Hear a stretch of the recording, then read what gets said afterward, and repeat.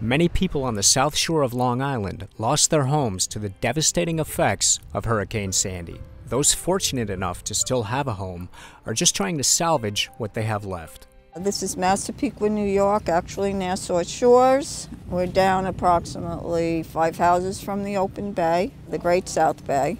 I've lived here for 30 years, and this is the first time I have flooded in 30 years. Residing within a mandatory evacuation zone, Barrow took what she could and left her home to the mercy of the storm. When I finally got into the house on Tuesday evening, because the streets were so flooded that we could not get through, there was a boat in the middle of the street, a car with a tree on it that people had to escape through the hatch in the back, 2 houses around the corner that burnt to the ground, that the family had to swim across during the storm to neighbors to rescue them. The houses, when I got in, the whole main level was full of water. I was squishing in it. At this point, the water had receded in the streets, so some of the water had receded out of the house, but we're told that it went up approximately 42 inches, but some of that is seepage that comes up. So we're figuring about 2.5 feet went through the house. So if you imagine, you know, the living space just inside there, that's a crawl, 3-foot crawl. And right above that cement is where the house starts, right? So all of that water was inside the house. So you can see the water line sort of situated across the side of the house, across that once pristine white fence. And then this is all the remnants of the ocean. You see a buoy over there, a bunch of driftwood and stuff that sort of washed up here that couldn't even make it back out. Underneath the crawl, you can imagine all this kind of garbage is underneath that crawl space too, and that all needs to be cleaned out. So it's really not just what you see and what we're demoing here now, it's everything underneath and structurally around that really, you know, is problematic. So it just gives you a little perspective of the height of the water that ended up in these houses around here. I really was not prepared for water to get into my house, since it never did, and I'm a little higher than most of the houses around here.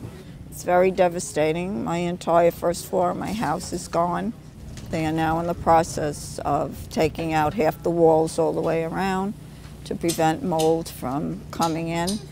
All the appliances are lost, all the furniture is lost, and a lot of mementos from 50 years of that I would have been married. It's really just kind of a huge part of my dad. There's some stuff that was never even cleaned out after he died. He's been dead over 20 years. He was a painter, all his paintings around the house, and a bunch of his paintings were floating. Family photos, my grandfather, who was 86 years old, died 2 years ago. All of his World War II discharge papers from the Army, all of his Army photos, his original birth certificate, letters from my grandmother to him when he was in the war.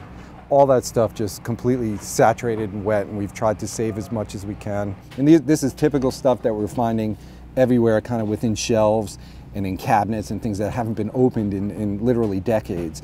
And we're popping out and it's like opening a time capsule. In a way, it's sort of therapeutic, and in a way, it kind of puts into light sort of what we're going through here, which is really just cracking open memories and how intrusive this whole event has been to the family. FEMA's been notified. I have a claimant to them, also to my homeowner's insurance. I am awaiting someone to come and check out the house and let me know what I will be getting to try and put my life back together. I do have, luckily, flood insurance. We all need it down here. And so I have that safety net, which I am very grateful for at this time.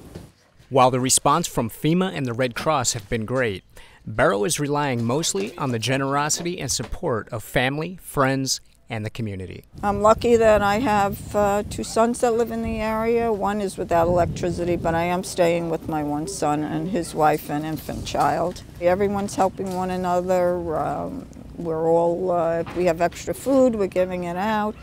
We're helping one another pull stuff from the homes. As you can see, the whole area is, all my neighbors, we're all in the same boat. It is a great community effort, and we surely appreciate it. This was quite, unprecedented. And, I just knew it was going to be bad for her. So many things were going through my head. I felt saddened, I felt angry, I felt bad for my mom, you know, but we all came together and we just really, from the moment that it happened, we knew what had to be done. So I think comforting her and allowing us to just, you know, kick into natural overdrive and start doing what we had to do, gutting the house. And it's, you know, the old adage, maybe sound like a cliche, but you always come home.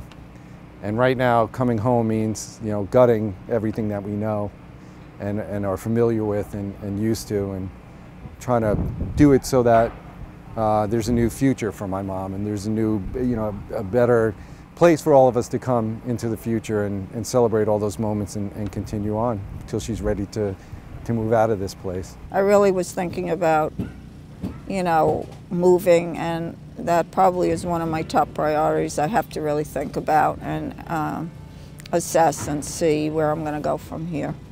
For Push Pause in Massapequa, this is Eric Alfredo.